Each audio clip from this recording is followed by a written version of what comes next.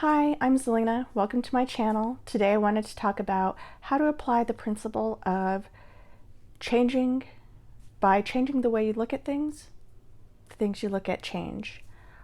Um, there's a quote from Wayne Dyer that's similar to what I just said, that it's change the way you look at things and the things you look at change. And that's from his book, The Power of Intention, and I think it's in chapter 10. When he's talking about being successful and attracting abundance. And the reason why I wanted to talk about this today is I was having some very real moments of applying this principle to my life this morning, and I wanted to kind of share I want to share my yuck. Okay. I wanted to share my process for changing how I respond to things versus how I normally respond and how I want to respond. There's a book called How to Break the Habit of Being Yourself by Dr. Joe Dispenza. And I read that book, I want to say the summer of last year. And I've been trying really hard to apply his teachings. And it always leads me back to Wayne Dyer's quotes about changing the way you look at things. But it's more than changing the way you look at things. It's changing how you react to things, changing what you do, changing your thoughts. And, you know, I haven't necessarily been completely happy with the explanations of some of my mentors and teachers like Wayne Dyer or Gabby, that they say what they do, but sometimes I feel like they don't necessarily walk you through that process for change. And it's probably they're just not as acutely aware of all the things that are going on the way that I am, because I'm so analytical. So, this morning when I was thinking through what message I wanted to share today, and I am working on kind of a roadmap so that I'm flying less off the cuff and have it more planned out. The videos and everything will get more refined. But this week I'm still flying off the cuff, so I'm sorry. But thank you for staying. Thank you for listening. And let's get to my process. So I wanted to give a couple of real world examples of things that I've done. And I'll give you this is like a little baby one that I've been doing for years and years since I read Wayne Dyer's book, The Power of Intention. And for me, it has really it made a big difference. And I'll kind of give you the story. So I live in the Dallas area, and I grew up in a small town in Colorado, and I have a big fear of traffic. It's more managed now where I can deal with it and I can kind of talk myself down, and I do tapping to kind of help when I'm really stressed. And kind of one of the weird kind of how life kind of makes you face the things that make you uncomfortable.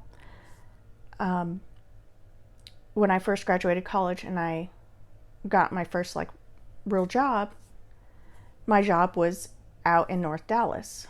So it was like a 25-minute drive from where we live. And the irony is my husband, who likes to drive and is comfortable driving in traffic, his job was like 3 miles from our house. So he had like a 5-minute drive, which I used to be so envious of that drive.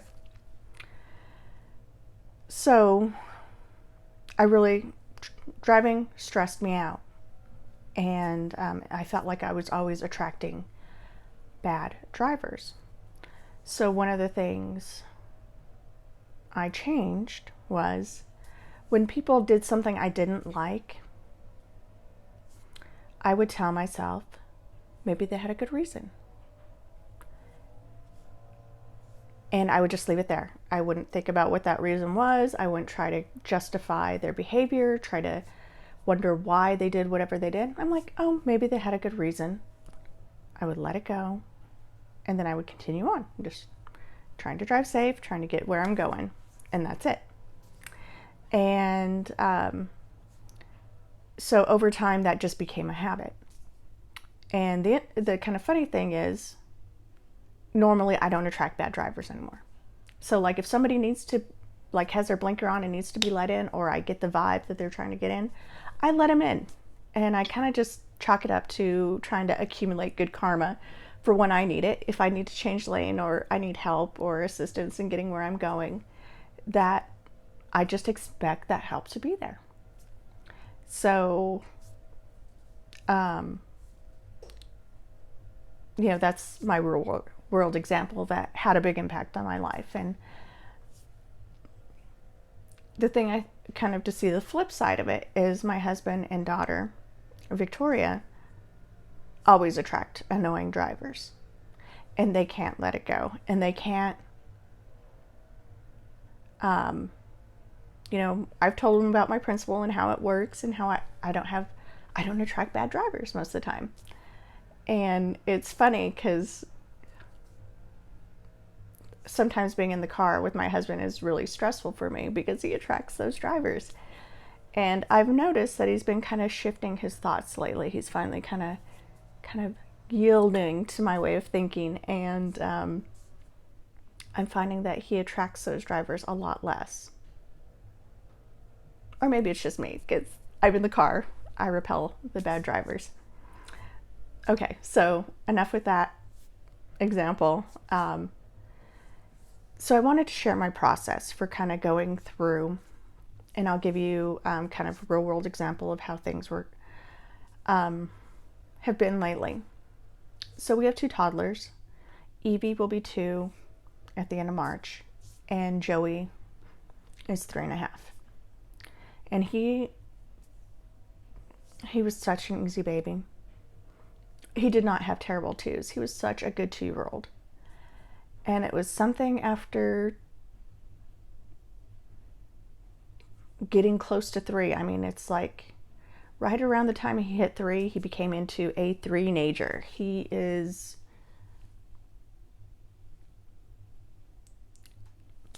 just a butt. He just is such a little brat sometimes. He's not a brat. He's really a sweet boy. He just gets kind of anything that makes him feel uncomfortable. Like, so if he's hungry, he gets kind of more mean and just erratic. And kind of the same with going potty. So it's kind of funny now that whenever he starts kind of getting out of his like good energy or more into that grr, we're like, Joey, are you hungry? Joey, would you like to go potty? And a lot of times we end up having to kind of just go sit in the potty until he goes, or in the bathroom until he goes potty. And then he's like back to his happy self. And it's just kind of weird. But having 2 little ones and them going, you're not always aware of when things start going sideways as you would like to be. So kind of here's my process for changing my behavior. Because based on the way I was raised, my mom was quick to anger.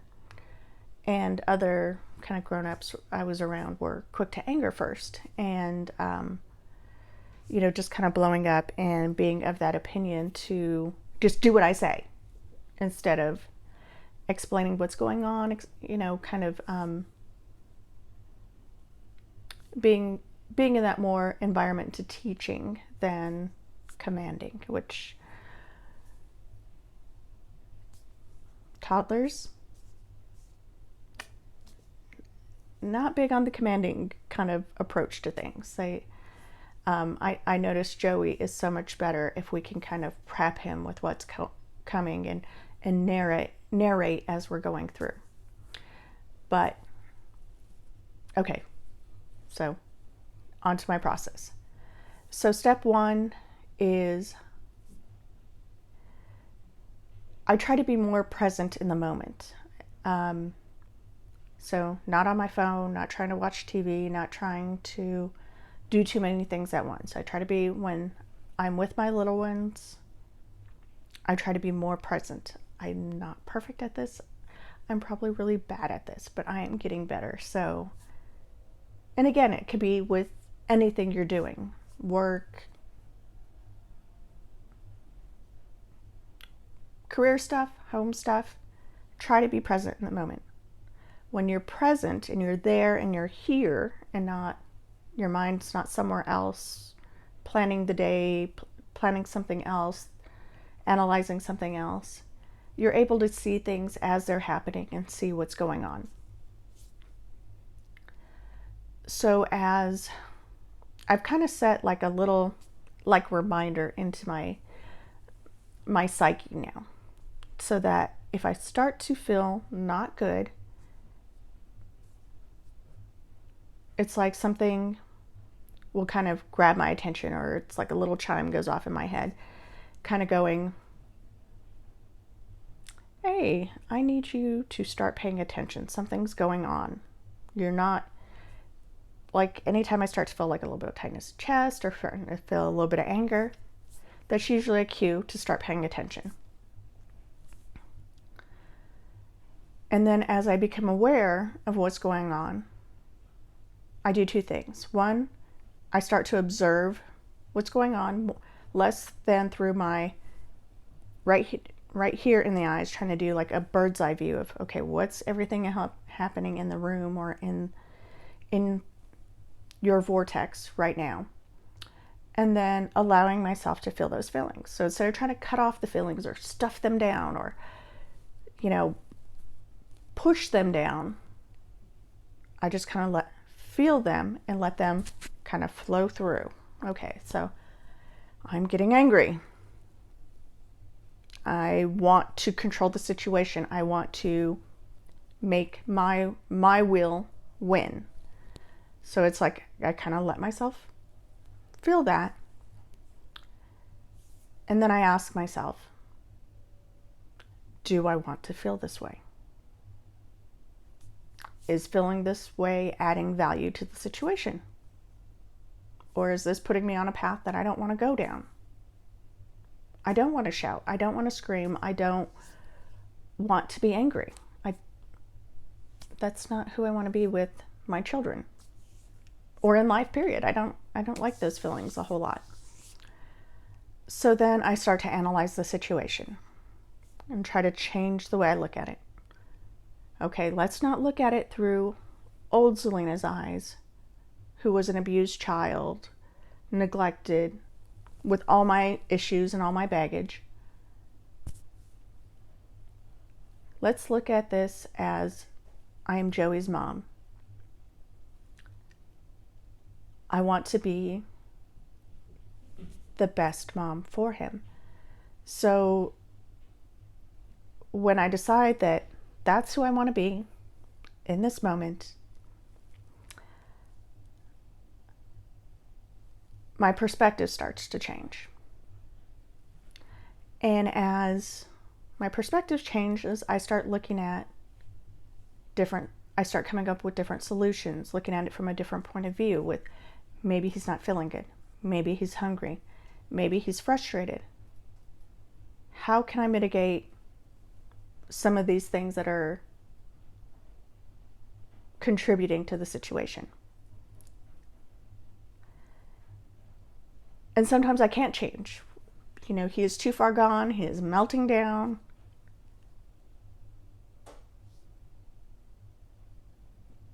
But I can change how I feel. I can change how I respond. I could either throw in the towel and melt down with him and just make the situation worse, or I can change the channel. It's funny, I used to tell Victoria that we had learned some technique about kind of choosing your emotions. So we would kind of give that little key phrase, change the channel. She was always so resistant and get so mad. It was A little bit funny. But when I tell myself, change the channel, and some other things like I think Dr. Joe and Jack Canfield have talked about using the word cancel, or change. But for me, I just kind of changed the channel, and I think of like the old 80s remote control. Just click the button and choose the feeling that I want. Choose the actions that are going to go with that feeling. And there's many times that I don't succeed at this in the way that I wanted, but there are many times where it does work, and I'm able to regroup, maintain being the person I want to be. And the ladies from Big Little Feelings say this in their course. Calm is contagious. I've noticed a lot of times, even when I choose my energy and I choose to kind of radiate it out, it does become contagious. And I notice a slight shift in everybody around me. Doesn't always work. I'm sure there's a science to it, and someday I'll be like an expert at it. But for now, that's where I am. And the last example before I end today's video, and thank you for staying this long. If there's any of this that you found helpful or that you liked, please leave a comment, and please share with your friends. My channel is very small right now, and if you feel like this can help somebody, please share it. All right, so the last example of how I applied this today and how it actually worked out really well was Joey was just a lot this morning. I mean, he just didn't want to get dressed. He's like, wanted this thing to eat, arguing about food. And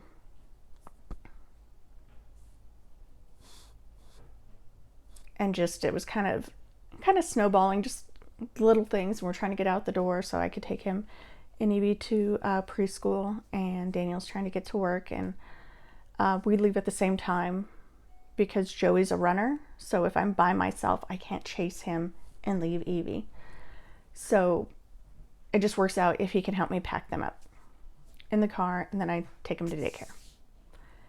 But some things were kind of snowballing, and I was kind of getting like more and more frustrated and having a hard time, shaking the funk off. And I just kind of had a moment where I decided, nope, I don't want to feel this way the rest of the day. I'm not going to carry this around the rest of the day. Here, I'm going to box you up, put in a little box, wrap it up, tie a bow, and I'm putting you away. I'm done. Okay, a funny quote came to mind. If you ever saw the show In Living Color, I forget his first name, Wayans is his last name, but he used to play the character Homie the Clown, and he'd be like, Homie, don't play that. And every now and then that'll come to mind when I'm like, not wanting to do something. Then I kind of have that, and it kind of makes me laugh. And then it gives me like kind of a mental reset. So I went way longer than I meant to, but thanks for staying. I hope you will